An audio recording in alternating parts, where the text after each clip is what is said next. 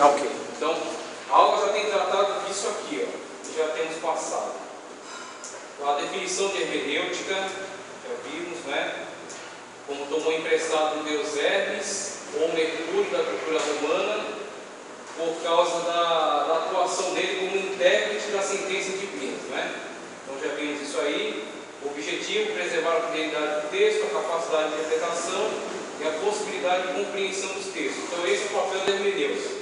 Tornar compreensível o texto através dos mecanismos e das regras disponíveis. As ciências auxiliares, arqueologia, antropologia, cronologia, a diplomática, a economia, a epigrafia, a filosofia, a filologia, tá certo? Geografia bíblica, história geral, religiões comparadas, a que estuda os emblemas, né, que me esqueço agora, que estuda os brasões, e outras, né, como sociologia e outras ciências auxiliares. E agora vamos ver aqui, isso também já estudamos, estudo do cânon, da crítica textual, que é a alta crítica. Aliás, a crítica textual é a baixa crítica, a chamada a análise textual, tá certo? A análise das regras textuais. Então, quando você empreende a análise das regras textuais da língua hebraica para o Antigo Testamento e da língua grega para o Novo, você está fazendo a baixa crítica, que é a crítica interna, a crítica da análise gramatical do texto. A crítica histórica, também chamada alta crítica textual, que analisa o contexto em que foi composto o texto bíblico. Aí temos a exegese e a hermenêutica. O exemplo que eu dei é que a hermenêutica é como você ter uma caixa de ferramentas. A hermenêutica é uma grande caixa de ferramentas. E a exegese é a escolha da ferramenta adequada para determinado trabalho. Então, você tendo a hermenêutica, que é um conjunto de regras de interpretação, você vai escolher qual é a regra aplicável àquele determinado texto. Então, essa é a relação da hermenêutica com a exegese. E vimos aí na primeira aula também. A teologia bíblica e a teologia sistemática são um produto do trabalho da hermenêutica. A bíblica está vinculada aos textos bíblicos, ao conjunto de textos bíblicos. Então, a teologia bíblica é produzida pela continuidade da análise dos textos bíblicos na sua produção. E a teologia sistemática é a teologia vinculada aos temas. Então, enquanto a teologia bíblica analisa Gênesis, Êxodo, Apocalipse, Gênesis, Êxodo, Números, Deuteronômio, Levítico, a teologia sistemática analisa temas. Então, vai pegar salvação, tudo que há de salvação na Bíblia. Vai pegar eclesiologia, tudo que há de eclesiologia na Bíblia, de Gênesis a Apocalipse. Então, são abordagens diferentes, mas com o mesmo viés, o entendimento do texto bíblico. Então, a gente viu essas matérias já. Por isso que eu estou passando aqui, tá? Só para dar uma relembrada, uma refrescada na memória aí. Materiais do hermenêutica, um dicionário bíblico, tá? Mais de um dicionário bíblico, dicionário de editoras diferentes. Tem aí, por exemplo, essas duas sugestões, o Wycliffe e o Vini, um é da CPAD e outro é da Editora Vida. A concordância bíblica, tá certo? Que aí a concordância vai ser a ferramenta que vai fazer a comparação entre um texto bíblico e outro texto. Aquela máxima que nós afirmamos na aula passada e que é muito verdadeira para a interpretação da Bíblia. A Bíblia é intérprete de si mesma. Então, antes da consulta de qualquer comentário bíblico, primeiramente uma leitura, o seu ponto de vista, um dicionário para tirar dúvidas sobre palavras que você não tenha conhecimento, depois uma concordância, porque ela vai te colocar frente a frente com um outro texto que esteja tratando o mesmo assunto, mas com outro vocabulário, ou com uma outra temática, com uma outra abordagem, mas dentro do mesmo assunto. Com isso você tem a Bíblia esclarecendo outra passagem bíblica. A Bíblia é intérprete de si mesma. Por isso que a gente traz um dicionário, depois uma concordância bíblica, aí dois exemplos também de concordância, e as anotações. Só depois desse trabalho, análise das palavras e análise dos textos comparados, é que você recorre a um comentário bíblico, porque você já tem uma base, uma opinião formada sua a respeito daquele texto. Aí você vai comparar a sua opinião com a opinião de outro comentarista. Tá bom? Não é que não se deve usar um comentário. Eu tenho comentários bíblicos, eu tenho diversas bíblias comentadas, só que primeiro eu leio, eu tiro algumas dúvidas, eu faço um apontamento, depois eu comparo com o comentarista. O comentarista não é a verdade absoluta. O comentarista é uma terceira opinião. E agora sim, agora é a aula que nós vamos ter isso. Agora é a aula nova. Aqui, ó. Agora nós vamos passar para o capítulo 2.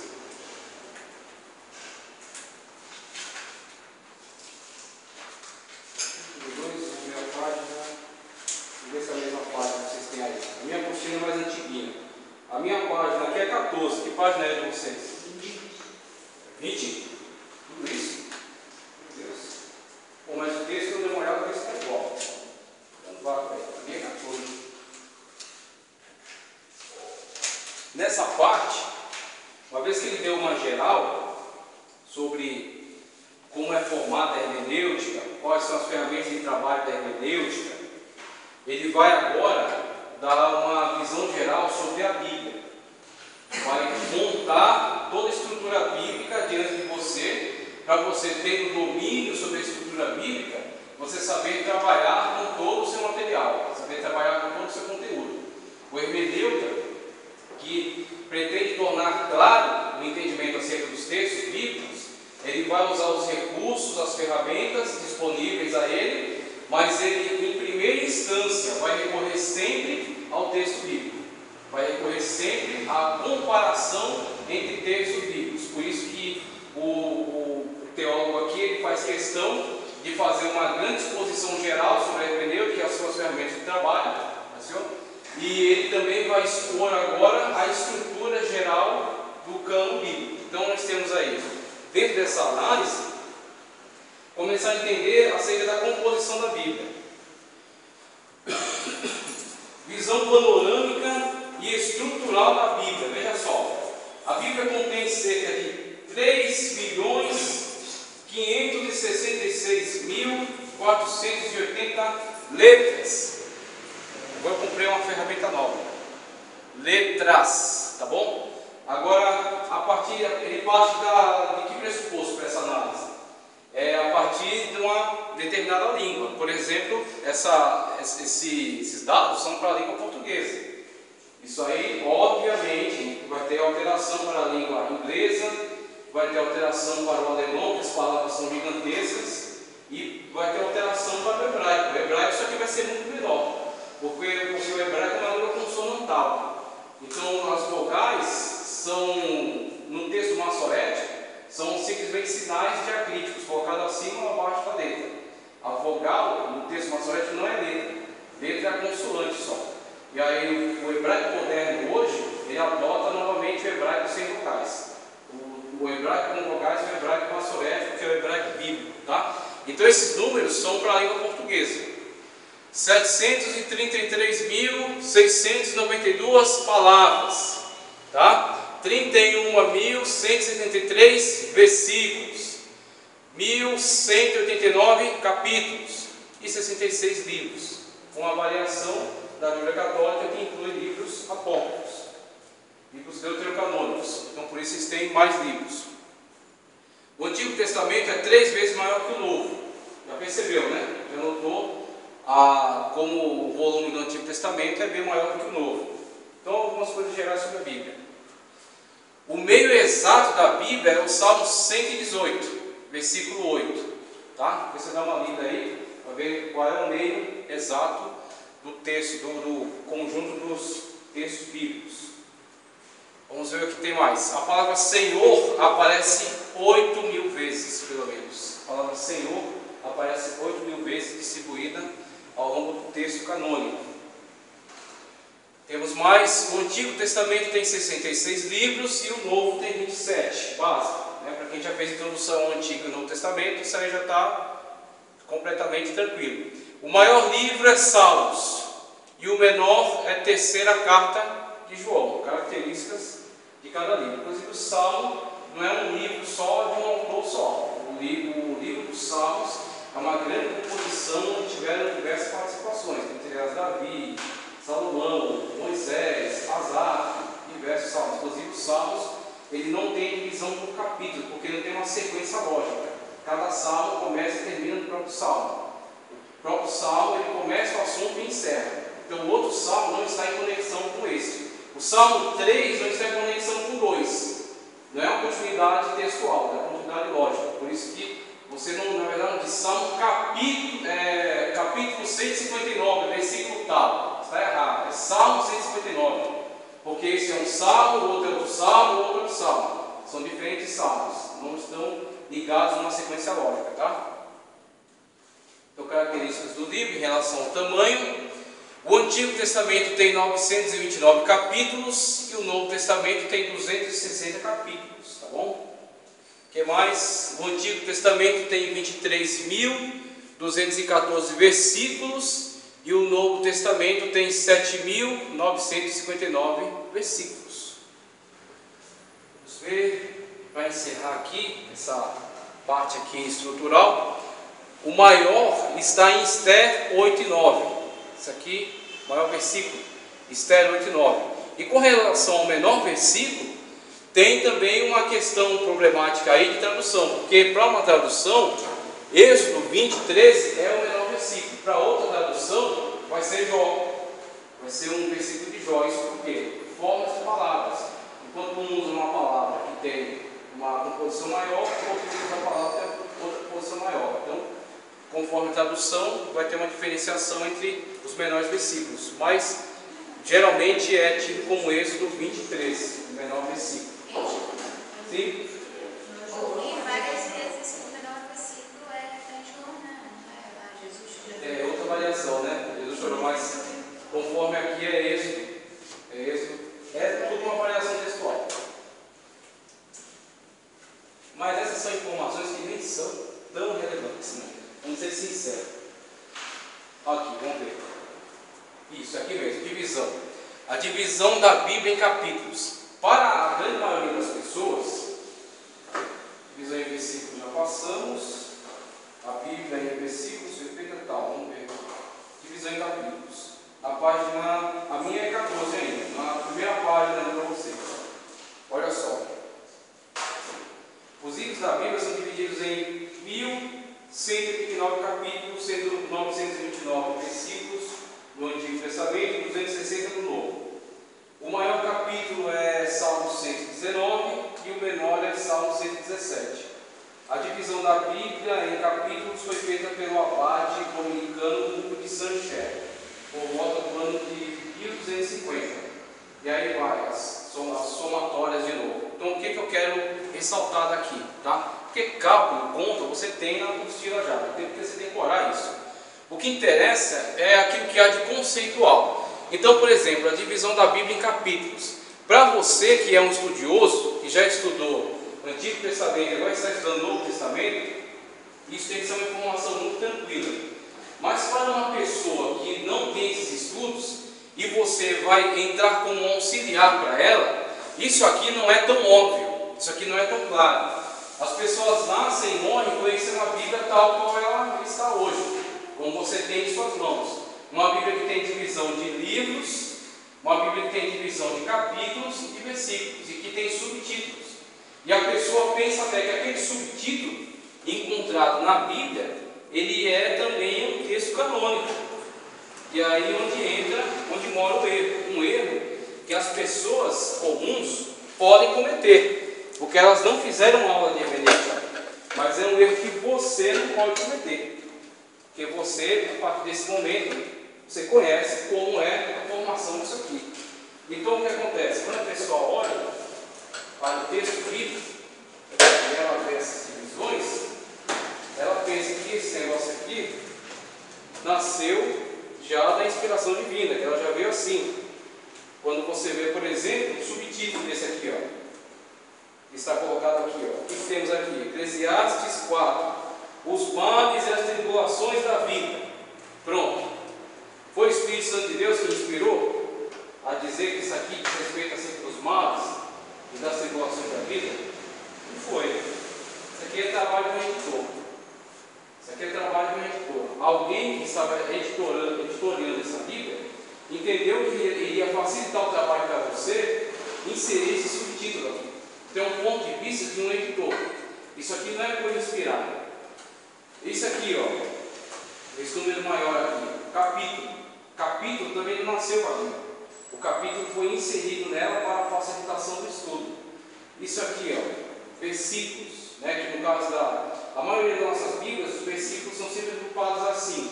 E algumas Bíblias eles são agrupados com um texto contínuo e o versículo solto no meio do texto, que fica, na verdade, a localização. Alguns preferem porque acaba facilitando a leitura, o texto fica sempre contínuo, fica mais fluido, né? Só que fica mais difícil para a localização. Então, para quem usa a Bíblia na igreja, esse é o melhor formato. É o formato de uma capitulação e os versículos bem divididos assim. Então, o que acontece? Para as pessoas comuns, a Bíblia sempre foi assim. A Bíblia sempre foi assim, ela nasceu assim já. Só que para você, você tem que saber que a Bíblia não foi composta assim. Que tudo isso aqui é um material estranho ao texto canônico. Então, nada disso aqui é canônico. E foi inserido para a facilitação do estudo, para a facilitação do manuseio do texto bíblico. Então, o que acontece? Quando eu digo para vocês que nada disso aqui é canônico, essas subdivisões não contam, elas não são relevantes na hora de se compor uma doutrina, na hora de se compor um estudo bíblico, na hora de se compor uma pregação, na hora de se fundamentar um pensamento. Nada disso aqui é relevante. Esses recursos externos inseridos na Bíblia, eles não são relevantes, eles têm que ser colocados no seu devido lugar. São um recurso unicamente para a facilitação de acesso, de estudo em relação aos textos. Então, o que é canônico na Bíblia? O que é canônico na Bíblia são exatamente somente o texto. Parece óbvio que eu estou falando, mas eu tenho que dizer isso. Somente o texto é canônico. E esse texto, quando você entende isso, você vai saber que esse texto está composto em blocos de texto. E esses blocos do texto, eles tinham uma divisão muito menor. Então você tem um papiro, por exemplo, do tamanho dessa madeira aqui. Um papiro, ele vai ter no máximo 4 blocos de texto. Aqui. Ele vai estar ligado ao outro e enrolado. Ou depois, com o passar da história, ele vai estar agrupado um em cima do outro e encadenado. Só que eles vão ser blocos de texto assim. Então ele vai estar, esse bloco de texto vai estar ligado a um assunto, do começo ao fim desse assunto. E aí você tem texto e contexto. O pequeno texto que compõe todo esse bloco de textos aí e o contexto dele.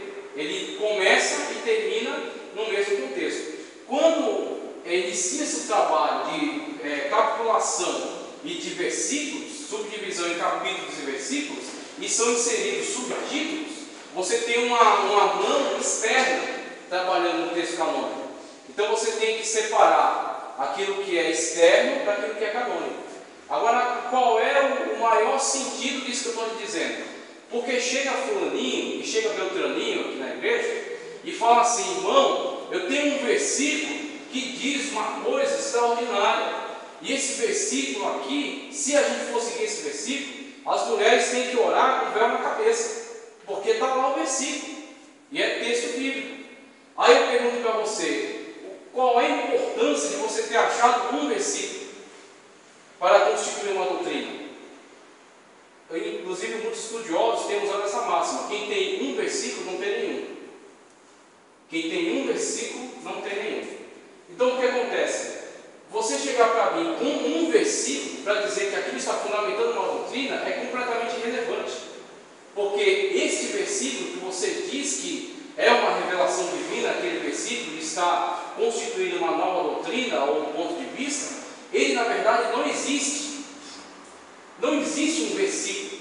Este versículo está inserido num texto, um bloco de texto, um conjunto textual que está compondo um contexto, do começo ao fim do raciocínio, da ideia. Então aquele versículo está inserido no meio de um texto que traz todo um contexto e tem que ser entendido dentro do seu contexto. Não adianta você pegar esse versículo, isolar esse versículo e querer constituir uma doutrina em cima dele, porque o versículo é uma divisão artificial. Tá? Por isso que versículo para hermeneuta não tem qualquer sentido. Não adianta você querer constituir uma doutrina em cima de um versículo.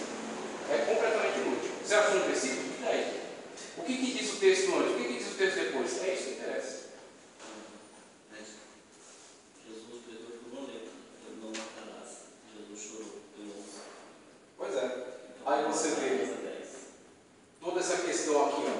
A gente tem que ter muito claro a artificialidade disso aí.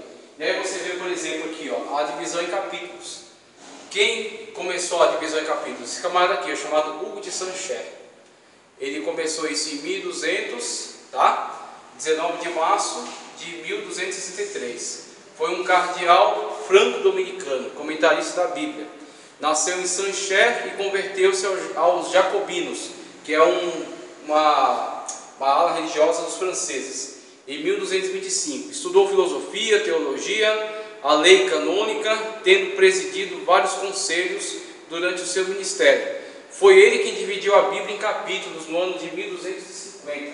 Agora, Hugo de Saint-Cher não recebeu inspiração divina para realizar esse trabalho. Foi um trabalho de muita boa vontade e com certeza ele tinha boa capacitação, uma vez que ele era teólogo, era filósofo, não sei o quê. Só que o que acontece? Essa divisão que ele fez em capítulos tem algumas falhas, tem alguns erros. Eu poderia localizar aqui um texto em que claramente o assunto foi dividido no meio do capítulo. É que agora eu não me recordo, mas em outra ocasião eu vou trazer aqui um capítulo que é muito óbvio que a divisão foi feita em cima do assunto e o assunto ficou repartido. Depois eu vou trazer para vocês e vou mostrar direitinho. Mas o que acontece? O trabalho dele foi bom? Foi útil? Com certeza. Ajudou, mas não é perfeito.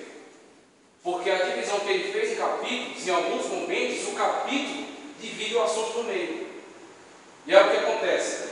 Quando a pessoa está muito vinculada à ideia de capítulos e versículos, ela pensa que pelo fato daquele capítulo ter iniciado naquele lugar do assunto, aquilo que está para trás não diz respeito àquele assunto, diz respeito a um outro assunto, e que ali foi começado outro assunto. Lê brigando. Mas esse raciocínio funciona por livre de salmo. Não entendi. Esse raciocínio funciona por livre de salmo. Porque Salmos não. Salmos, porque cada salmo nasceu de uma cabeça diferente. Então foi preservado um salmo de Davi, 2 salmos, 3 salmos, depois veio um salmo de Asaf, depois veio um salmo de Moisés. Para salmos não, cada salmo é diferente. Agora, por exemplo, aqui em Coríntios não, do começo ao fim é um autor só. E ele está discutindo uma sequência, principalmente evangelhos e Atos dos Apóstolos. Ele está numa sequência textual. Aquele bloco de texto que ele iniciou lá no versículo 1, capítulo 1, versículo 1, ele vai terminar lá em 24. Então é ele que está escrevendo o texto inteiro. E tem uma conexão lógica, uma sequência lógica. Então o que acontece? Quando alguém tenta dividir isso, se ele não tiver muito cuidado, ele divide um assunto no meio. Ele picota o assunto, que foi o que o Saint-Cher fez em alguns lugares.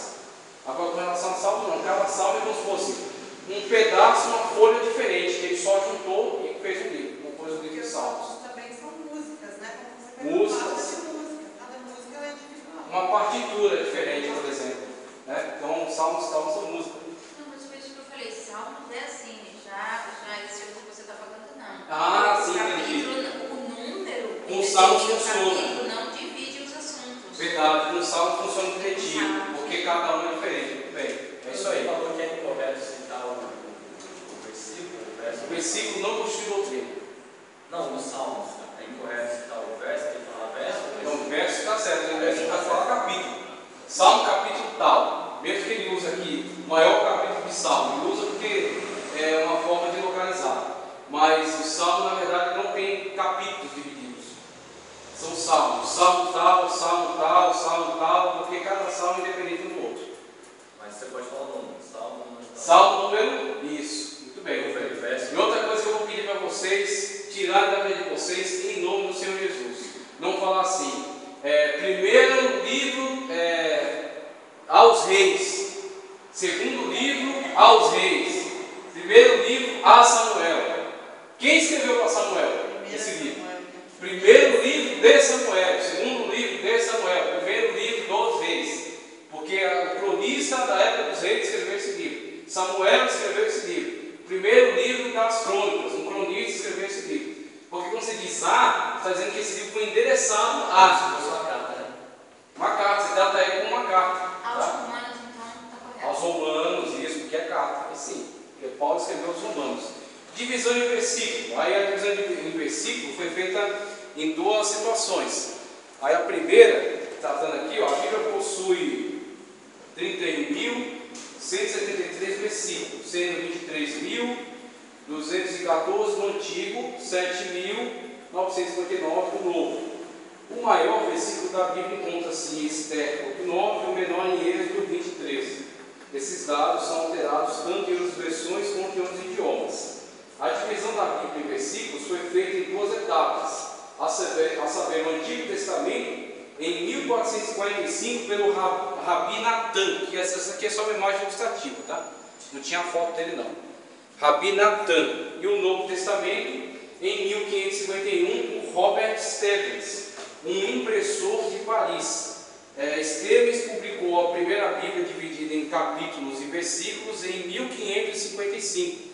Aí fazia 55 anos que o Brasil tinha sido descoberto pelos portugueses, e saiu a primeira Bíblia com divisão de capítulos e versículos, sendo ela uma Vulgata latina. Olha só aqui, ó. A divisão em capítulos e versículos foi feita bem mais tarde. Não foi trabalho de uma só pessoa ou equipe. Os maçoretas, a gente viu sobre os maçoretas em introdução ao Antigo Testamento. Os maçoretas trabalharam na época do Novo Testamento, na verdade, tá? Os maçoretas trabalharam por volta do ano 1000 da era cristã. E o que eles fizeram? Como o judaísmo estava sofrendo duras perseguições, estava tendo muita dificuldade em haver professores, substituição de professores. Então havia um grave risco do idioma hebraico se perder, por causa das intensas perseguições e das migrações intensas de judeu pelo mundo, fugindo dessas perseguições. Então o que acontece? O hebraico, ele é uma língua consonantal. Pega essas palavras aqui, ó, tire todas as vogais dela. Você lê esse texto só com as consoantes.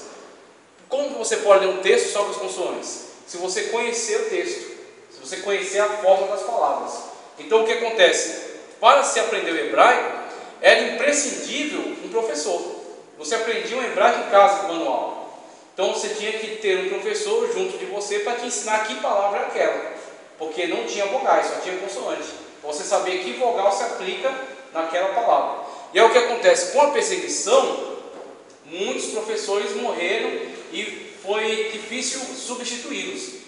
E o que acontece? Para facilitar a leitura e a aprendizagem do hebraico, para que essa língua não se perca, os maçoretas, no ano 1000 da era cristã, inseriram o que eles chamam de sinais diacríticos. Isso aqui é o hebraico, ó. Então você tem aqui, ó, essa maior é a consoante, ó.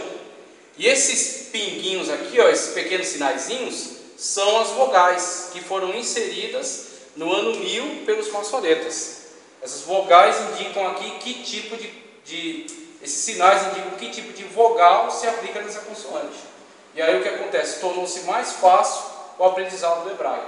Então os maçoretas, primeiro, a inserção desses sinais diacríticos aqui, que faz o serviço das vogais. Os especialistas judeus que produziram um complexo e utilíssimo sistema de sinais vocálicos e outros sinais para a preservação da língua hebraica, puramente consonantal, né? A língua original hebraica era consonantal. Então o hebraico utilizado por Moisés no Pentateuco era só consonantal. O hebraico no qual foi escrito os livros dos reis, só consoantes, até Esdras. Somente no ano 1000 da era cristã passou a ter esses sinais aqui. Olha só, fizeram também a divisão do Antigo Testamento em versículos no século IX da era cristã. Entretanto, alguns atribuem ao cardeal Hugo de Sancaro, ou Sancher também, e outros atribuem a Stephen Langton, arcebispo de Cantuária, na Inglaterra, a divisão da Bíblia em capítulos, no século XIII. Essa divisão foi aplicada à Vulgata por volta de 1440, foi aplicada também à Bíblia hebraica pelo Rabi Natan. Então, essa divisão primeiro começou com os maçoretas, que inseriram os sinais diacríticos, depois a divisão dos versículos, e aí, por fim, em 1440, a apostila diz aqui, diz 45, foi aplicada a Bíblia hebraica por Rabi Natan, tá? O Rabino Natan.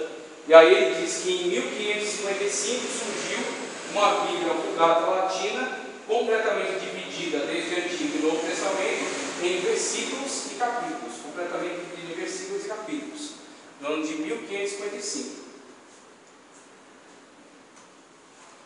E aqui tem a parte do Novo Testamento, a divisão da Bíblia em versículos. A divisão em versículos apareceu pela primeira vez na Vulgata de 1555, tá? Trabalho de Robert Stephens, em Gênova.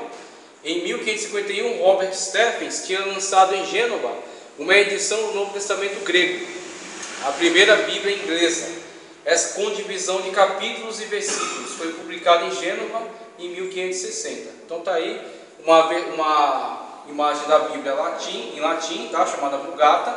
E aqui está o exemplo de uma prensa. Aqui uma prensa. Aqui os mecanismos dela, né, para descer aqui e carimbar as letras em cima do papel, tá? O local do papel, a prensa, né, o mecanismo dela. E aqui pranchas, ó, que tem as letras em ferro. E aí eles vão trocando as letras dessas pranchas, carimba a folha, tira, troca, carimba, tira, troca, carimba. Fácil, né? Hoje você dá um clique e imprime, né? Então você já acha difícil. Olha só, a divisão em versículos. Aí você tem agora, já passamos aqui, classificação dos livros. Os 66 livros da Bíblia estão agrupados por assunto, sem se importar muito com a ordem cronológica, a fim de que não haja mal entendido. É sempre bom um aluno ter isso em mente ao estudar a Bíblia, especialmente quando se trata de fatores ligados à história, à profecia e ao desenvolvimento. Então, aquilo que a gente estudou bastante, largamente, introdução antiga ao novo, aqui a gente dá uma recolocada para você ter isso bem apontado na sua mente. Quando uma pessoa chega para você dizendo: eu achei um versículo, e esse versículo é extraordinário, e eu vou fazer uma doutrina desse versículo, vou separar um ministério e vou fundar uma igreja, você fala assim: rapaz, desde que se atestado, que versículo, a divisão de versículo é artificial. Você tem que entender o contexto. Texto fora do contexto gera... Não está tão famosa a frase, hein?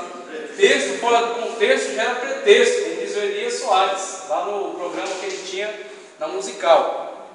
Então, o que é Cruvinel, né? Chamando Elias Soares, Cruvinel. Exatamente. Então, o que acontece? Um versículo só, ele é artificial, eles têm que estar dentro do contexto. E outra coisa, a sequência bíblica com relação aos livros, eles não estão numa ordem cronológica, eles estão numa ordem de temas, de assuntos. Já passamos no intervalo? Não, né? Ainda não, né? Tá certo. Então o que acontece? Eles estão numa ordem de assuntos. Então quando você vai empreender um estudo bíblico, você tem que ter essa noção muito clara de que aqueles livros que estão ali, eles estão subdivididos em assuntos. E se você quiser uma abordagem cronológica do tempo deles, você tem que empreender um estudo um pouco mais acurado. Você tem que ter, por exemplo, um panorama bíblico bem traçado. Você tem que ter contexto histórico da Bíblia, para você saber que esse livro está no contexto daquele outro livro. Isso acontece muito mais no Novo Testamento, mas no Antigo também. Então temos aqui, só para a gente rememorar, as divisões da Bíblia. Essa aqui é a divisão que a gente adota na nossa Bíblia, tá? Do Antigo Testamento. E esse aqui é o Antigo Testamento judaico, também chamado Taná, tá bom? Então aqui a Bíblia do Pentateuco, né? Os 5 livros, primeiros 5 livros de Moisés, Gênesis, Êxodo, Levítico, Número e Deuteronômio. No nosso conjunto de livros históricos, temos aqui, Josué, Juízes, Ruth, primeiro e segundo de Samuel, primeiro e segundo livro dos Reis, primeiro e segundo livro das Crônicas, Esdras, Neemias e Esther. Pronto, aqui, Esdras, na verdade, é dos últimos livros da Bíblia, do Antigo Testamento. É dos últimos livros do Antigo Testamento. Inclusive foi a pessoa responsável pelo fechamento do cânon. Logo, ele é posterior a tudo isso aqui, Ele é depois disso aqui.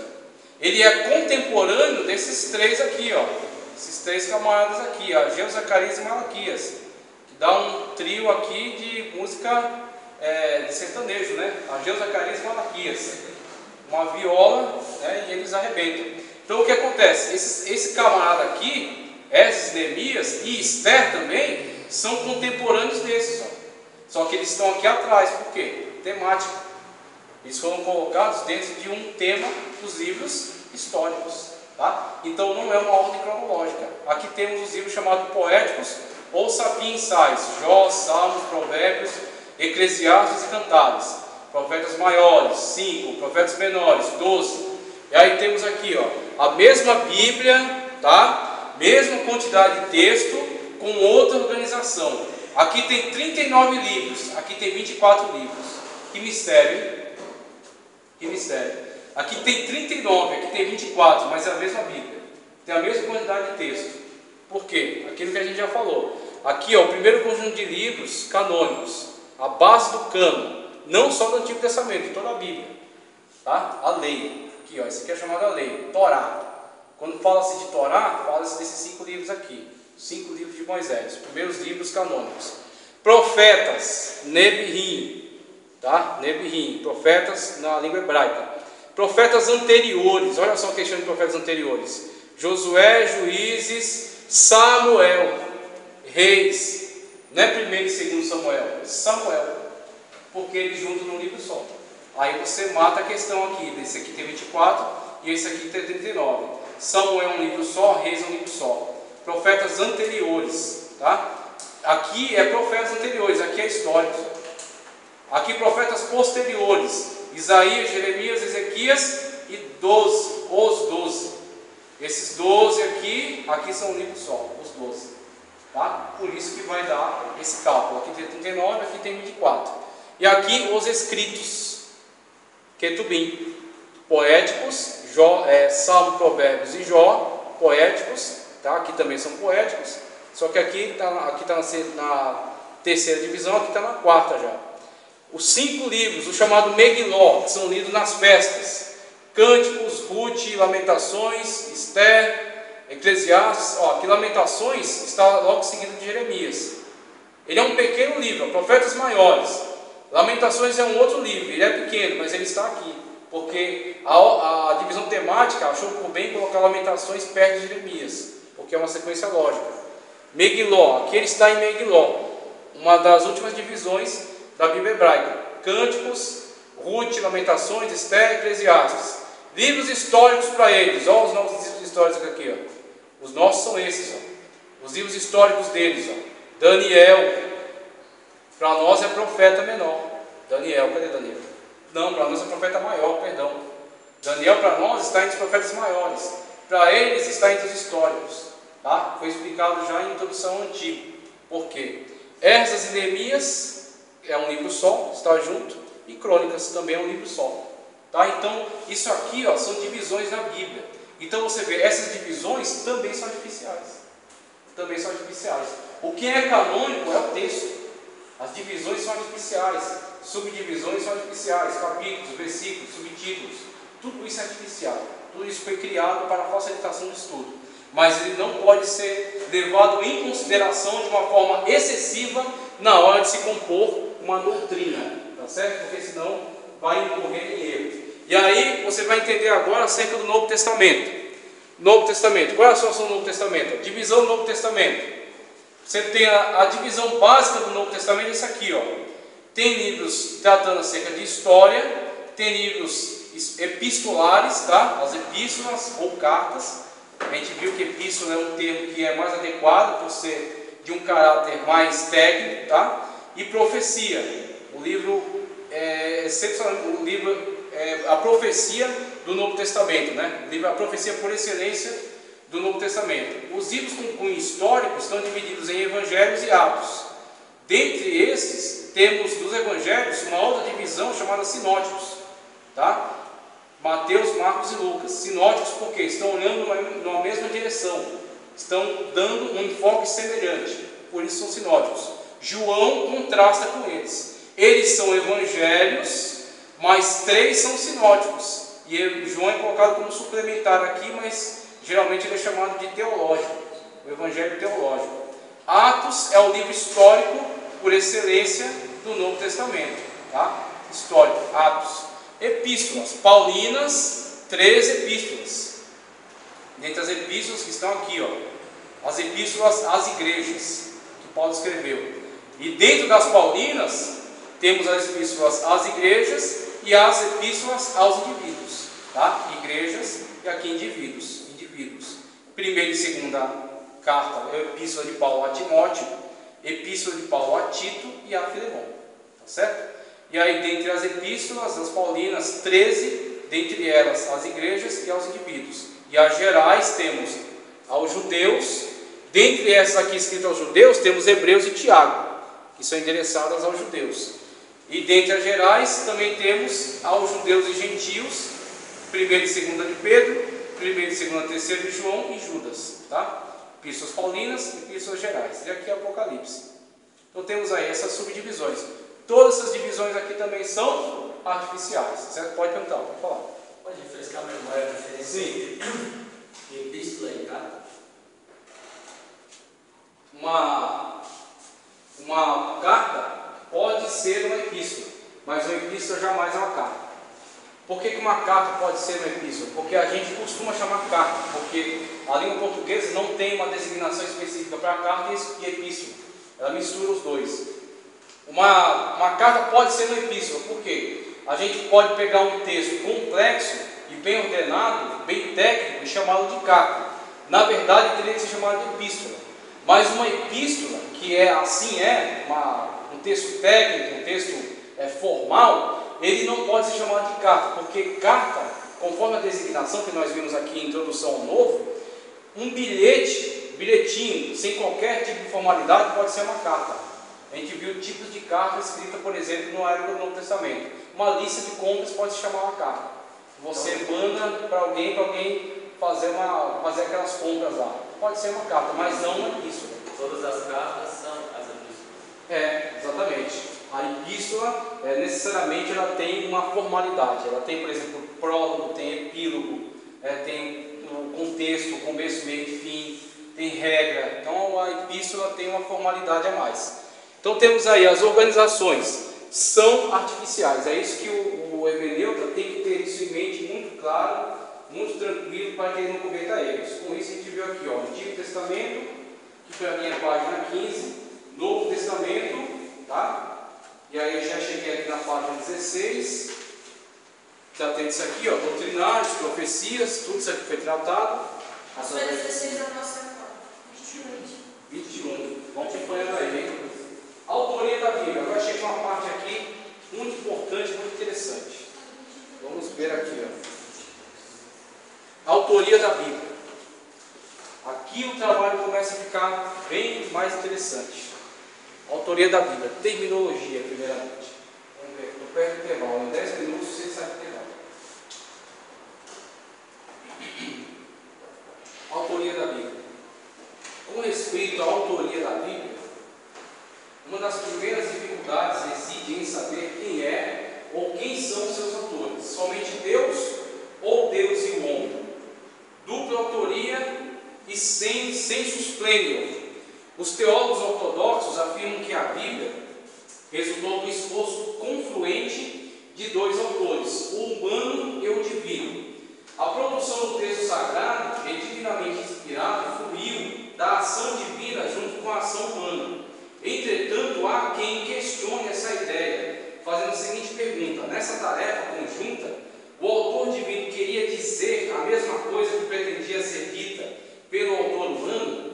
Será que o autor divino não tensionava dizer algo superior ao que o autor humano queria dizer? Sensus pleno. Esse conceito entende que a Bíblia tem um sentido mais pleno do que aquele pretendido pelo autor humano. E aí vocês vão ver aqui como o teólogo vai desenvolver um ponto de vista bastante, uma ressalva em relação a esse posicionamento. Existe um grande risco aí nesse posicionamento que está sendo abordado aqui. A participação divina supera a participação humana em seu significado. Se isso for verdade, então podemos dizer que o texto bíblico pode ter mais de um significado, o que é muito perigoso. Estar cônscio do sensus plenior é conhecer que existe a possibilidade de uma passagem do Antigo Testamento ter mais de um significado do que era conscientemente evidente ao primeiro autor, e mais do que se pode obter pela estrita exegese gramático histórica. Veja só como ele qualifica aqui, ó. Gramático histórica, gramático, regras gramaticais de interpretação textual, hebraico e grego, depois as línguas para as quais foram traduzidas. Histórico, o momento histórico em que o texto foi produzido e as suas condições. Análise gramática histórica, tá? É a máxima da análise que se pode fazer de um texto bíblico para se chegar ao significado do autor. A análise gramática e a análise histórica. Com quais são as regras gramaticais que permitem eu entender o significado dela, os sinônimos dessa palavra no original, tá? O significado dessa palavra no original. Com que sentido eu posso traduzir essa frase? Né? Qual sentido ela tem? Aquele exemplo que eu trouxe para vocês de Paulo. Paulo diz: amai-vos uns aos outros com amor entranhável. Só que isso está na língua portuguesa, porque no grego ele diz: amai-vos uns aos outros com as vossas tripas, porque está escrito esplagina. Esplagina é tripas, na língua grega. Então, o sentido para Paulo no texto grego estava muito bem claro para ele. Por quê? A cultura grega entendia essa linguagem. Amai-vos aos outros com as vossas tripas fazia sentido para a cabeça dos gregos, porque eles entendiam que o estômago era a sede dos sentimentos. Então, Paulo estava dizendo: amai-vos aos outros com muito sentimento, um sentimento profundo. Só que isso na nossa língua não está de acordo, não traz para nós o mesmo entendimento. Então foi traduzido para entranhável. Foi uma tradução e também foi uma interpretação. Então foi feita uma análise gramática e uma análise histórica. E não uma modificação. E não a modificação, preserva seu sentido. Tá? Você busca qual é o sentido que tinha naquela língua, você tem que preservar o mesmo sentido para nós. Mas na Bíblia, para a gente poder ter uma correta afirmação, a gente tem que ter o texto original.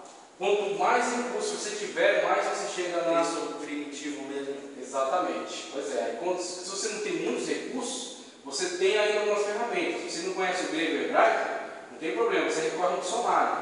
O dicionário já vai te ajudar muito. Você quer ir além, ter mais autoridade, mais entendimento? Porque uma coisa o dicionário diz para você: isso aqui significa isso. Mas por quê? Na cabeça de quem vê o dicionário é claro. Ele sabe que análise que ele fez, mas você não sabe.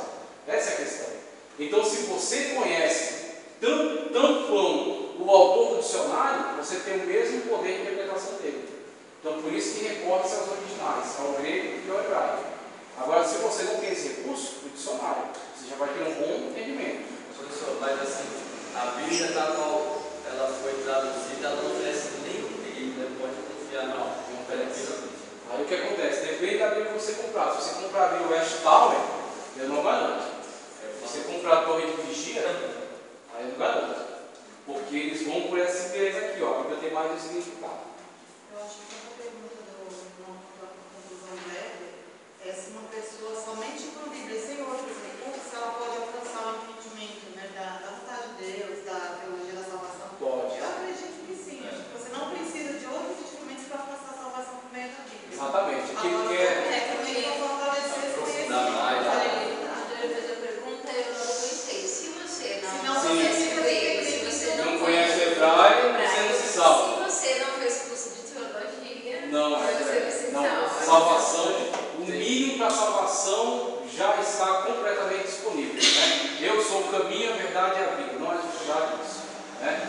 Eu sou a fonte da água da vida. Não há dificuldade Não nisso. vou ter menos fé, nem minha fé Não. foi enganada. Uma regra Porque importante, professor, Exatamente. até acho que Paulo mesmo fala assim, né, que Deus não vai pedir conta para nós daquilo que a gente não entende. Não vai, mas sim daquilo que a gente entende. É um mistério de Deus, a Bíblia tem sido escrita em grego, tem sido traduzida para o grego, o Antigo Testamento e o Novo Testamento, e o grego sendo uma língua acessível a todos os povos e ser interpretada largamente para qualquer língua, porque aquilo que é suficiente para a salvação está disponível.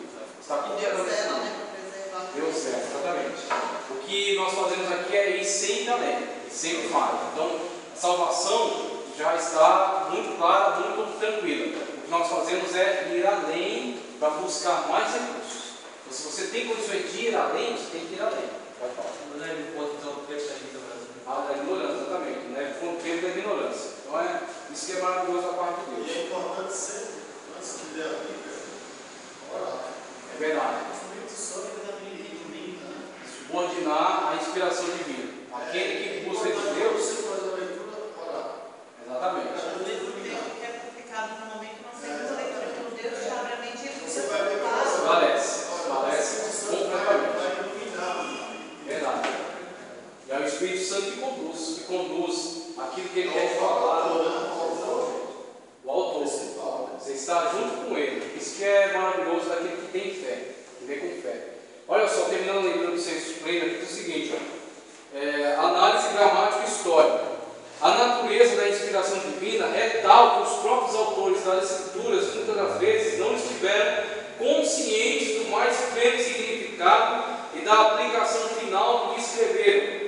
Esse sentido mais pleno do Antigo Testamento só pode ser visto em retrospecto e à luz do cumprimento do Novo Testamento, conforme Donald A. Hagner. Argumento em prol do senso pleno. Parece que nem sempre os profetas do Antigo Testamento entendiam plenamente o verdadeiro sentido das palavras que eles diziam, por ordem de Jeová.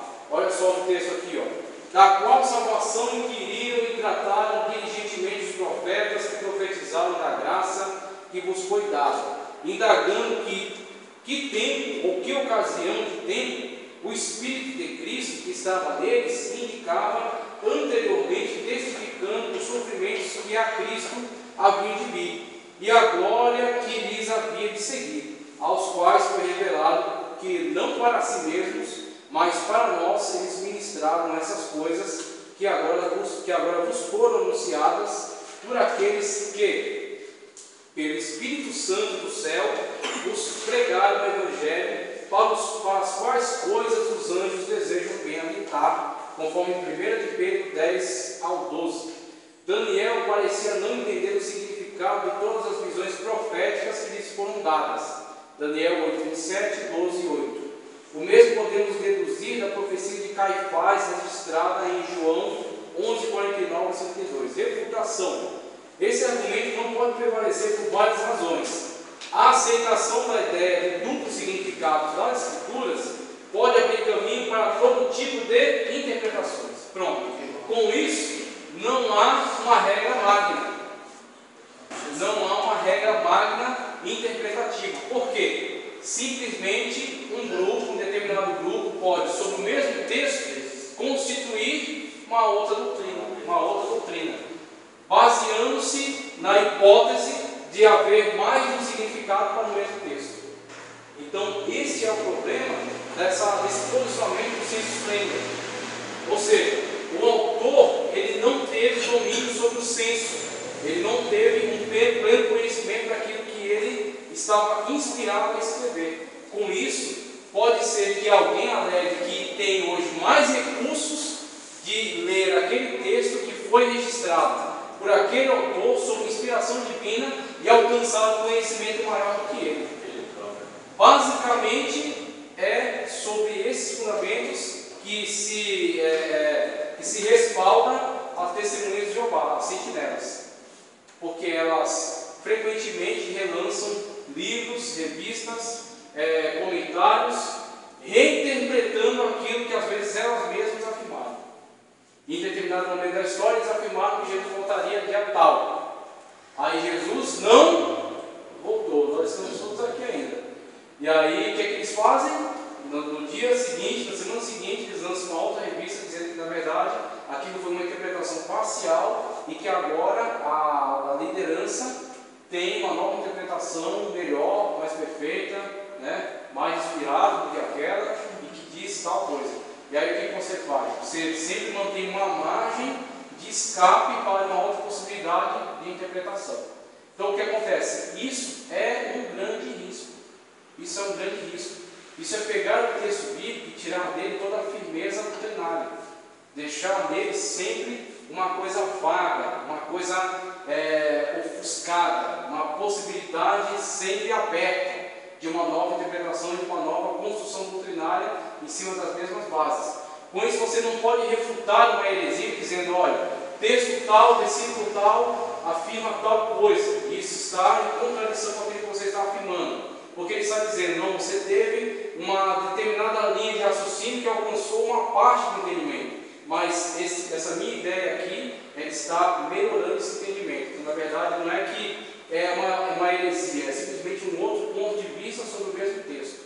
E aí você não tem uma linha doutrinária firme, você não tem uma firmeza doutrinária. Então, com isso, você cria pretexto para você elaborar a heresia que você quiser em cima dos textos bíblicos, dizendo que você tem uma interpretação melhor, uma interpretação maior até do que o próprio autor.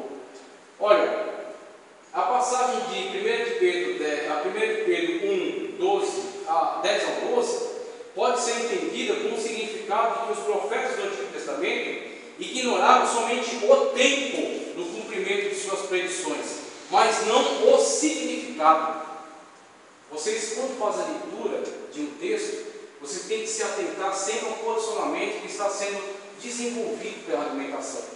Então, o que acontece? Quando você vê a argumentação desenvolvida aqui pelo texto que nós vimos anteriormente, o Donald Agnew, o que acontece? Ele, de fato, tem a liberdade de dizer que os autores bíblicos do Antigo Testamento não tinham domínio sobre a afirmação exata do tempo, do cumprimento da profecia que Deus estava nos levando a profetizar, porque de fato não tinham. Daniel, por exemplo, ele da 69ª semana, ele passa imediatamente para a 70ª semana sem ter noção do parágrafo profético no qual estamos inseridos. Na escatologia desenvolvida por ele não conhece o tempo da graça, ele não conhece o tempo da igreja. Por quê? Não foi revelado a ele. Então o que acontece? Ele conhece os significados daquilo que está sendo revelado a ele, acerca do Messias, acerca do sofrimento do Messias, acerca de tudo isso que Israel ia padecer. Ele conhece isso porque está sendo revelado a ele. Então aquilo que ele afirmou em cima disso está correto. Não há uma segunda interpretação. Há simplesmente a interpretação correta a se fazer, em cima da análise gramática histórica. Gramático, texto original, hebraico, que ele pode nos fornecer, e histórico, o ponto de vista de Daniel em relação ao seu momento histórico. Agora, não há uma segunda, uma terceira. Alguma interpretação está errada. Existe uma interpretação certa e existe uma interpretação errada, incorreta, que coloca, muitas vezes, pressupostos que são exteriores ao momento em que Daniel estava vivendo, e a intenção do autor. Então, com isso, o que nós temos aqui? O autor sabe o significado, ele sabe do que ele está falando, ele sabe por que ele está falando, só que ele não tem o pleno domínio do tempo, quando se cumprirá. Isaías diz: porque a virgem conceberá e dará à luz um filho, e o seu nome será Emanuel, maravilhoso, conselheiro, para a eternidade, príncipe da paz. E ele diz que será em Belém. Quando a gente se depara com esse fato no Novo Testamento, Mateus faz questão de colocar de uma forma muito clara, muito objetiva, que a profecia de Isaías se cumpriu tal qual profetizado. Que a Virgem concebeu, Maria, nossa irmã Maria, concebeu do Espírito Santo, uma ação do Espírito Santo que gerou Jesus de forma bioplasmática no ventre dela. Vocês vão entender a questão bioplasmática em cristologia. Eu não posso explicar agora para não perder vocês dessa matéria, então tem que deixar vocês curiosidade para vocês querem chegar até lá. E é o que acontece: o Espírito Santo gerou Jesus no ventre de Maria de forma bioplasmática, e Jesus foi concebido e foi dado à luz na cidade de Belém.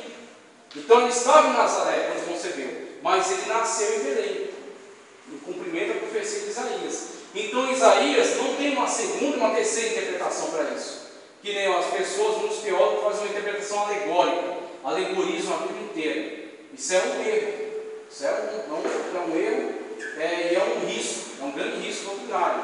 Então o que acontece? Isaías profetizou que seria concebido virginalmente? Sim, foi concebido virginalmente. Isaías profetizou que seria dado à luz em Belém? Sim, foi dado à luz em Belém, tal conforme foi profetizado. Mas qual é o tempo que isso ia se cumprir? É sobre isso que o profeta não tem domínio. Ele sabe que será assim, e ele profetiza e deixa o povo em alerta. O povo fica na expectativa, aguardando o Messias. O Messias virá da forma como foi profetizado, mas não necessariamente o profeta tem o domínio do tempo. É aí onde foge, escapa ao domínio do profeta. Ele não conhece o tempo. Vamos lá? Vamos seguir em frente aqui? Já que a gente tem bastante coisa para ver. Pessoal, vamos falar agora sobre tipos de inspiração.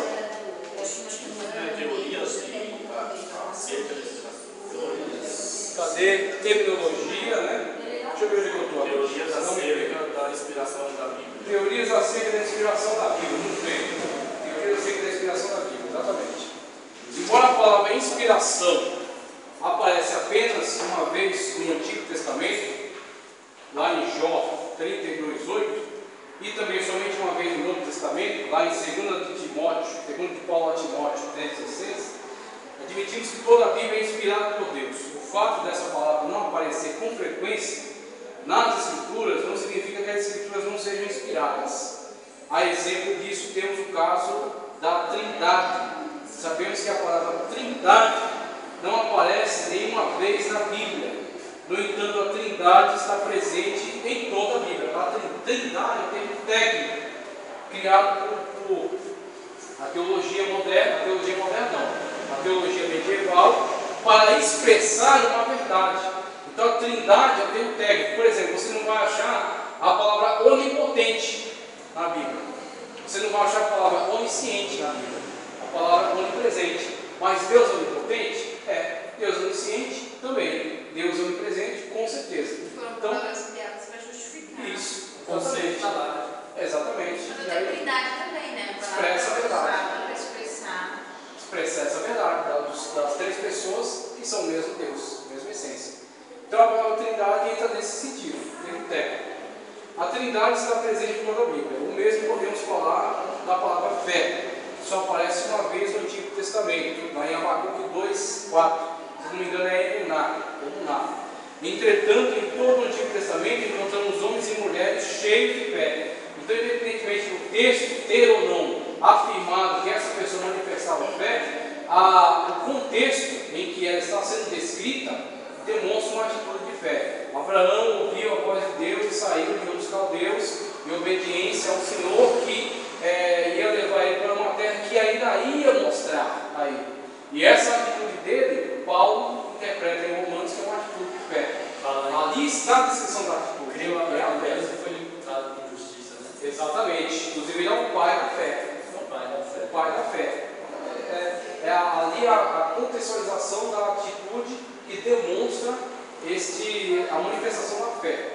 A terminologia, a definição do termo inspiração referente às Escrituras Sagradas é o seguinte: inspiração é uma influência preternatural exercida pelo Espírito Santo sobre homens divinamente escolhidos, em virtude da qual seus escritos tornam-se fidedignos e autoritários. A palavra grega teopneustos, que é divinamente soprado, inspirado. O pneuma é vento, sopro divino, e o theos é Deus. Aí a composição das duas, teopneustos, dá no sentido de soprado por Deus, divinamente inspirado. Então essa inspiração divina é exatamente a ideia de que Deus trabalhou na produção daquele texto, na produção daquela revelação divina. Teopneustos, conforme 2 Timóteo 3,16, significa soprado por Deus, ou seja, que passou pelo hálito de Deus. Essa palavra é traduzida em nossa versão portuguesa como inspirado por Deus. O grande problema que tem sido instrumento de debates consiste em saber se a inspiração está na palavra escrita ou no escritor, ou seja, se foi o escritor inspirado para escrever a palavra ou se a palavra escrita foi inspirada. Então aqui entra o grande debate, a grande questão. Em 2 Timóteo 3,16, o termo português inspiração tanto pode significar soprado como aspirado. O último dá a ideia de que os escritores sagrados é que foram inspirados e não escrituras, mas há quem pense diferente. E aí a gente entra nessas partes aqui, tipo de inspiração, que a gente vai analisar agora um por um. Um papel e tinta foram gastos na tentativa de explicar a inspiração da Bíblia Sagrada. No tocante a esse assunto, os teólogos se dividem. Para título de conhecimento, passamos a apresentar aqui alguns argumentos que procuram explicar a inspiração das Escrituras.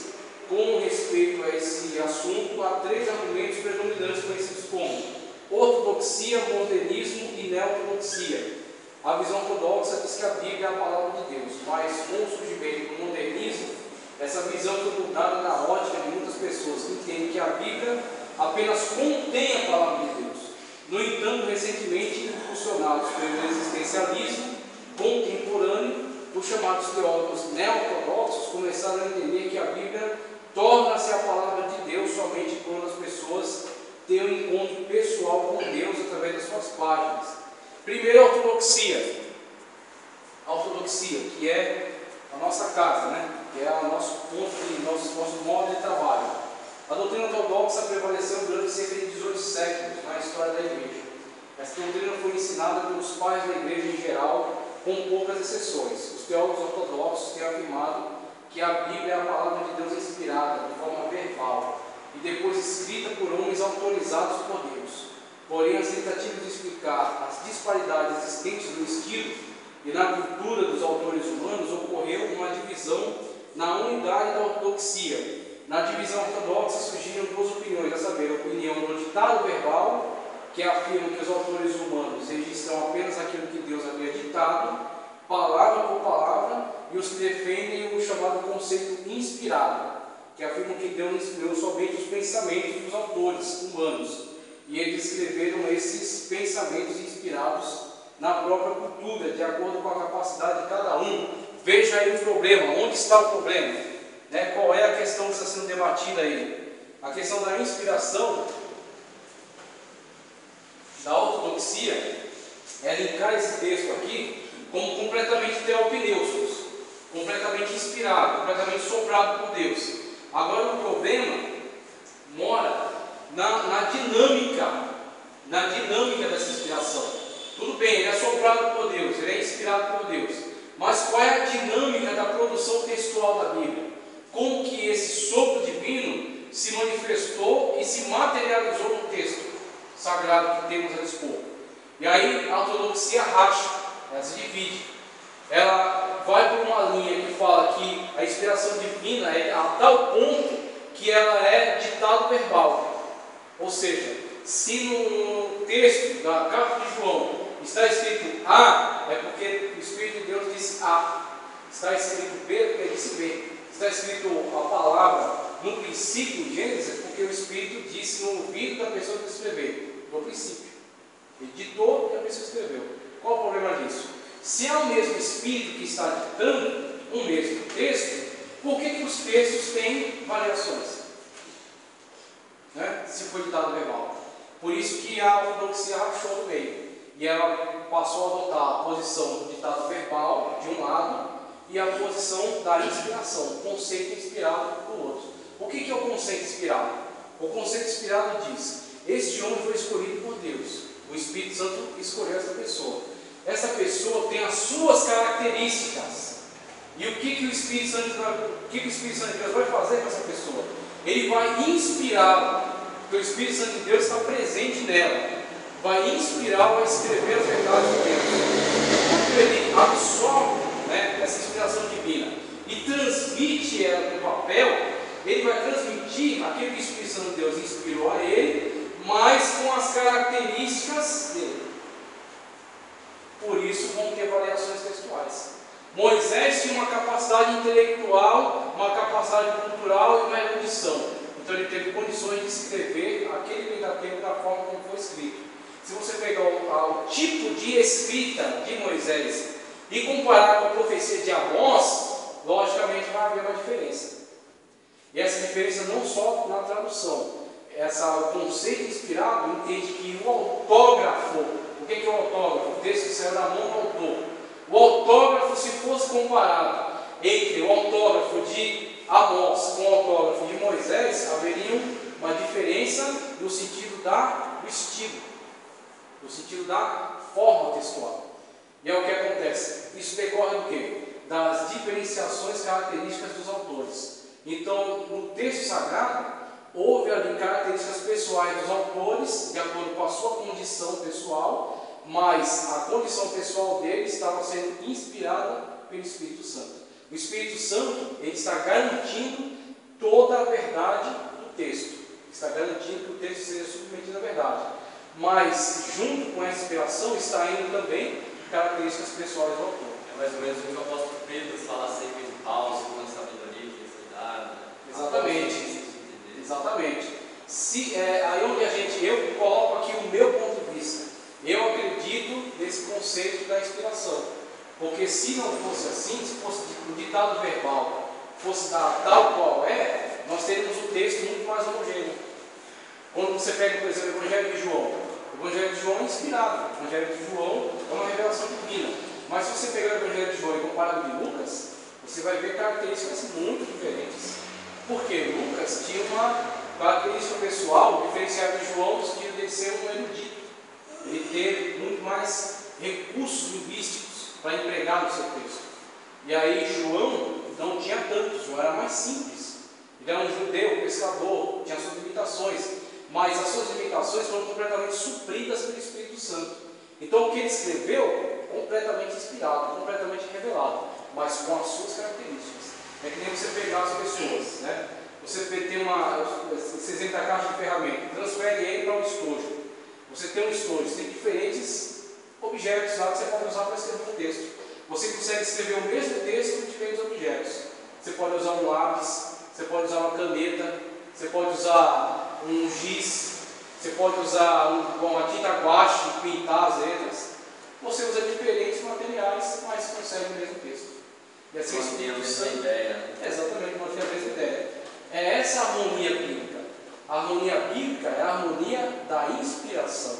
Todo texto é inspirado e é sagrado. Só que as características dos autores transmitem ao texto, né? Tornam um texto diferente do outro, dando sua característica. Ô Júlio, mas toda a Bíblia ela é inspirada pelo Espírito Santo? Ou tem coisas lá que o autor ele escreveu dele mesmo? E aí o que Ou acontece? tem coisas que foram transcritas e que de fato elas foram reveladas ao dita.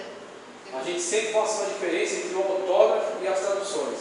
O autógrafo é completamente inspirado. Então o que acontece? Mesmo que não foi o próprio autor, que nem o último capítulo de Marcos, é entendido que aquilo é obra de um editor. Só que para esse editor transmitir isso para aquele texto, esse texto ser preservado para chegar até nós, o Espírito Santo de Deus em algum momento outorgou aquele trabalho. Em algum momento ele autorizou aquela inserção.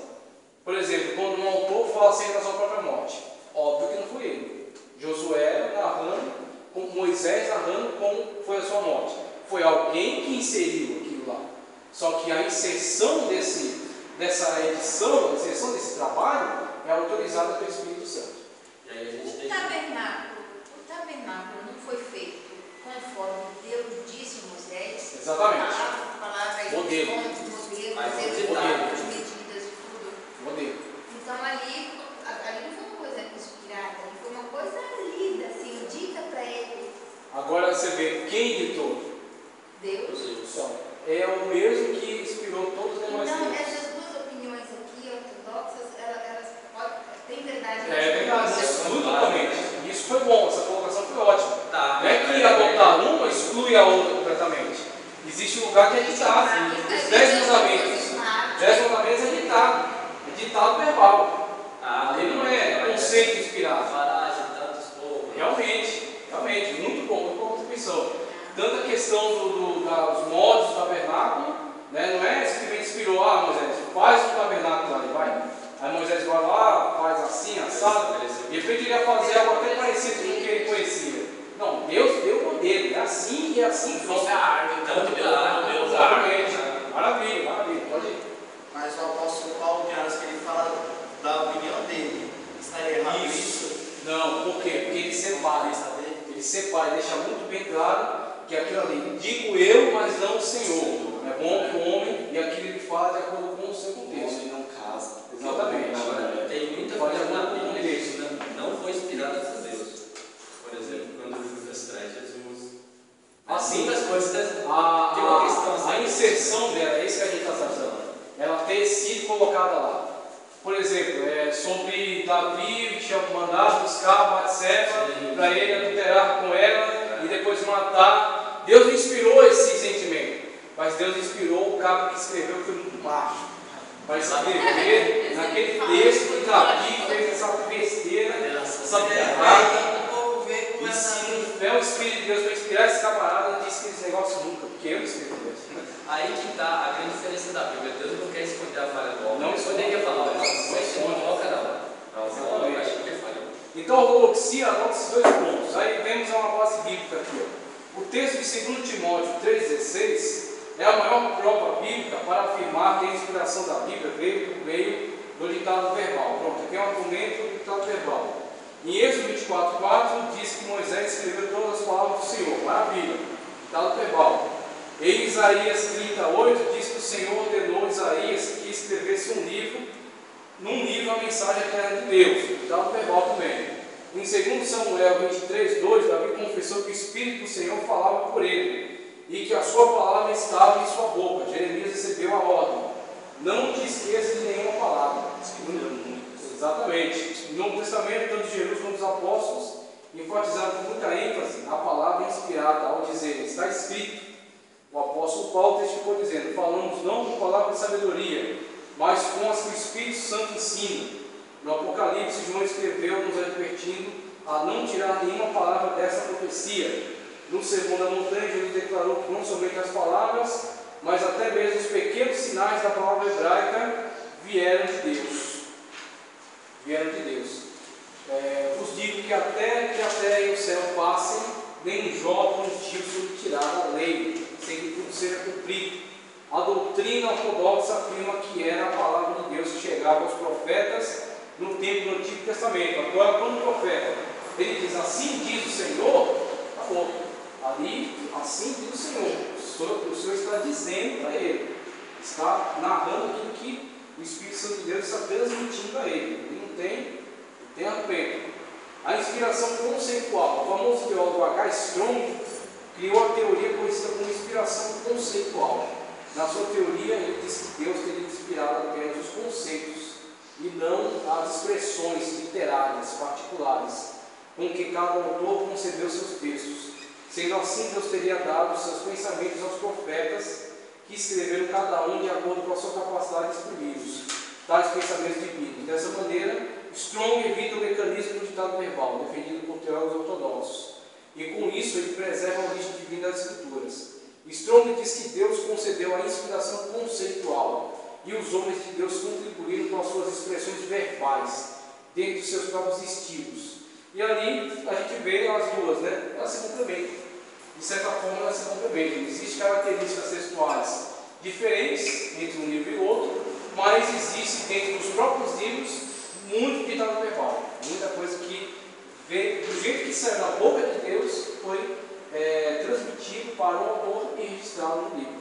Agora você vê a contribuição que você trouxe. Paulo, em algum momento de todo o texto inspirado que ele estava transmitindo, ele tem autorização para transmitir algo da parte dele. Ele deixa isso muito claro. Digo eu, não o Senhor. Pronto, a partir daquele momento é Paulo falando. E ele agora. Noutra oportunidade ele fala: sede meus seguidores, como eu sou de Cristo. Eu sou de Cristo. Então ele era alguém que se entendia na autoridade dada por Deus também, para falar de si mesmo como exemplo. Exatamente. Pois é, ele tinha essa autoridade. Né? Seria mais cabível ter sido escrito por Deus, não pelo homem? De forma alguma. Porque seria algo externo. Se você tem algo que é completamente externo a você, você tem algo que não tem as suas características. Foi ele que criou tudo. Ele criou tudo, só que o que acontece? Ele cria tudo e conhece tudo. Exatamente, só que ele cria tudo e insere o homem nessa criação. O homem participa da criação. Então, se ele simplesmente pega a Bíblia e joga lá de cima, não teriam características tão humanas, tem a participação minha, sua. E é o que acontece, quando você lê, tem livros que você prefere, tem livros que eu prefiro. Eu leio João, gosto da forma como João argumenta, eu me identifico com ele. Você lê Zacarias, é uma outra forma de identificação. Então cada um se identifica com um autor, ou entende melhor o argumento dele, características humanas, é isso que eu Consegue ter até a personalidade de alguns autores. Exatamente. Porque é tão marcante assim o papel dele, que você fala: nossa, se eu pensasse, seria com essa pessoa. Exatamente. Se identifica porque tem humanidade ali. Se não tivesse só divindade, a gente não alcança o divino. Pois é. Tão facilmente. Deus escreveria a partir da sua perfeição. E a partir da sua perfeição haveria uma distância. Então você vê, o homem, se ele é privado disso, ele perde muito da conexão com Deus. Muita conexão. Então Deus resgata o homem sempre a partir do homem. Por exemplo, quando fala que da semente da mulher levantarei para esmagar a cabeça da serpente. Deus não fala: vou mandar um perfeito que vai vir e vai, né, realizar tudo aqui, não vai se misturar com vocês e vai resolver a questão. Não, Deus fala, né, da semente da mulher, que vou tirar um e ele vai ser perfeito. E aí Jesus nasce da semente da mulher, 100% homem e 100% Deus. Agora, a mesma coisa com a Bíblia. Né? A questão da Bíblia. Fez o homem, né? Mas, Exatamente.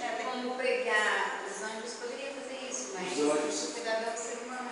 Se os anjos vierem aqui Não, pregar, não não tem tem ali não. Passa a espada e já É, não obedece, tchau. O liberalismo surgiu após o idealismo germânico e a crítica da Bíblia. O modernismo se opõe completamente à opinião ortodoxa, que diz que a Bíblia é a palavra de Deus ditada verbalmente aos seus autores. Os liberais e a alta crítica textual. Já foi dito aqui que a alta crítica textual não é exclusiva do liberalismo. Ela é uma forma de pesquisa, ela é uma forma de investigação bíblica. A alta crítica textual usa os elementos históricos, a análise crítico-histórica da Bíblia. Então ela pega em que contexto isso foi construído, em que contexto isso nasceu, está muito ligado a esse contexto histórico. E a partir dessa análise ele entende melhor o texto. E é o que acontece. Ela é uma ferramenta válida também para a ortodoxia, mas ela é largamente usada pelo liberalismo. E o liberalismo, nascido na Alemanha, depois da Reforma Protestante, vindo o Iluminismo, vindo depois o Renascimento, com esses movimentos fortes e o desenvolvimento de uma ciência independente da religião, alguns campos da religião também adotaram pressupostos científicos. Por exemplo, a teologia liberal. E o liberalismo teológico, o que ele é? Ele analisa os elementos bíblicos, mas com pressupostos científicos. Então, a ortodoxia diz, toda a Bíblia é inspirada. A ortodoxia radical diz, a Bíblia está no verbal, inteira. A ortodoxia, o outro ramo dela, mais amenizado, mais moderado, diz, a Bíblia é conceito inspirado. Ou seja, Deus inspirou o autor e aquele texto tem características autorais, mas completamente inspirado. E o que o liberalismo diz? Não, isso não tem características inspiradas e inerrantes. Isso é um texto. Foi produzido por homens que acertaram, que erraram. Então isso aqui vai ser analisado. Quais são as regras gramaticais? Porque a gente analisa Shakespeare. Pronto, a mesma coisa você faz com a Bíblia. Não tem problema nenhum. A Bíblia é um livro.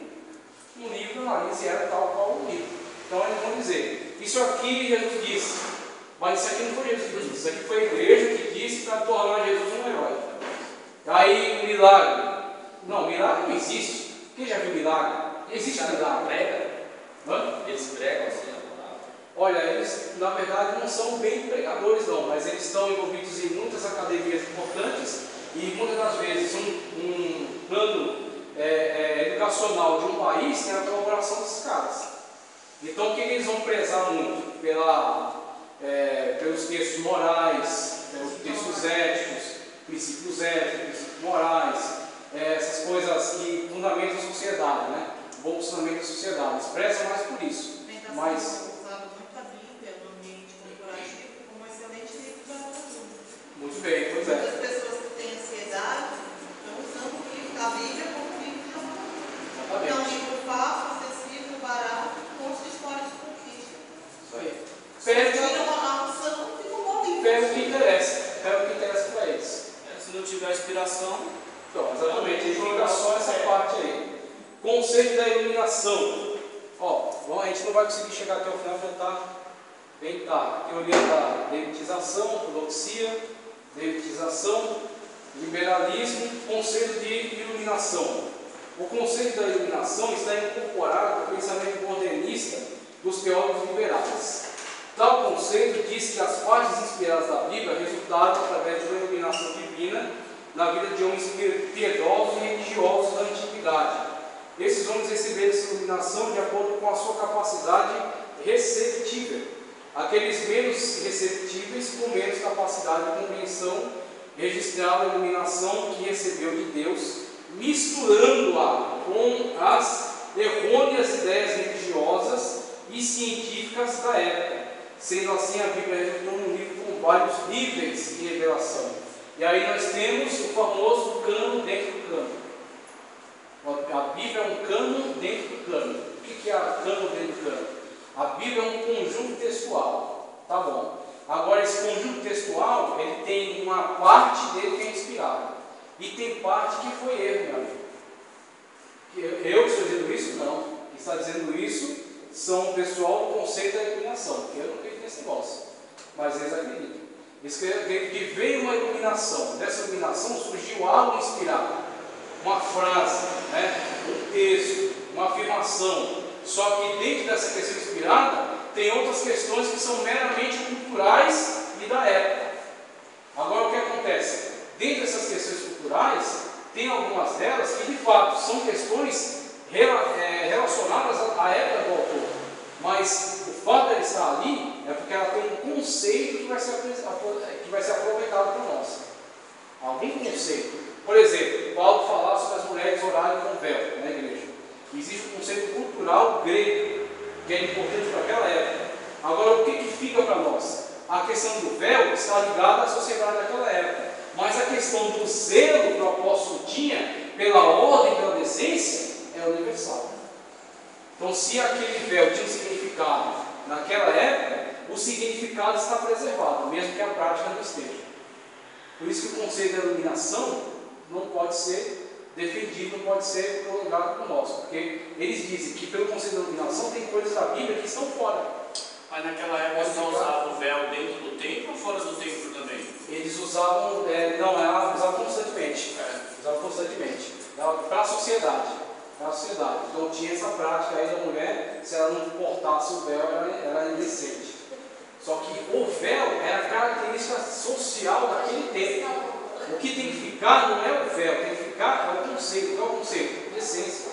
O que é decente para essa sociedade? Pronto. O conceito da decência está preservado, tem que ficar preservado.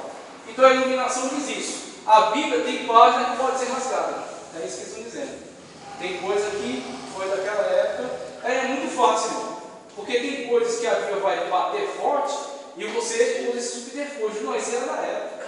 Hoje não precisa. Isso é coisa, não tem nada a ver, não tem nada não.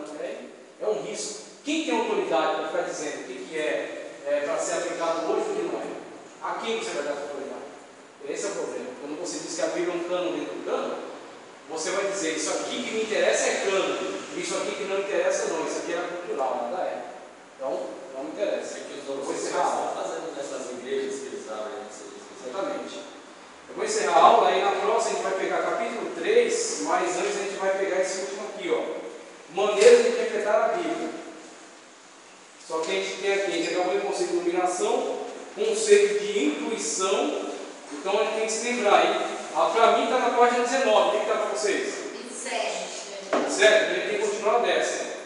Conceito de intuição, que eu vou falar na próxima aula. Neo-ortodoxia, teoria da demitização, encontro pessoal, aí vai. Maneira de interpretar a Bíblia. Hermenêutica geral, e aí a gente parte para o capítulo 3.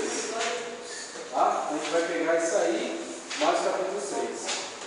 Quis dar uma retornada um pouquinho, para a gente não perder nada no capítulo 1. Então, na próxima vez a gente pega esses termos aí e também no capítulo 3, ok? Vamos encerrar a aula para passar mais do horário aí, senão já acaba aí. Faz uma oração para encerrar a aula em nome de Deus. Senhor nosso Deus, nosso Pai, nós chegamos a ser poderoso, Pai, que está nos aprendendo a tua palavra. Toda a honra, toda a glória, tudo. Nós queremos te pedir, continua abençoando, Pai, levando para os nossos lares. Nós estamos buscando a tua palavra, sempre conosco, Pai, Senhor, agora, mas sempre é o que te pedimos, Senhor. Guarda teus Em nome de filhos, Jesus Cristo, te agradecemos. Amém. Graças a Deus. Muito obrigado pela presença de vocês. Não é da pessoa gostosa, não? Não, porque eu não sou presbítero ainda. Aí vai ter beijo em cima de beijo aí. Vou pegar uma vez para fora. Pode ser o né?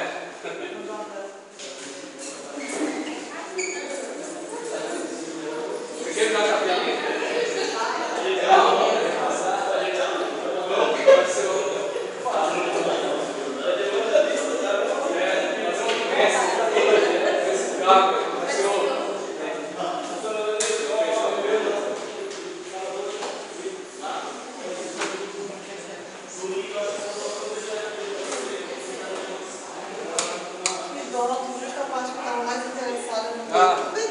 Oh meu Deus, é muita coisa. Não, tá todo força, mas essa. Faz favor. Olha, eu esqueci de parar.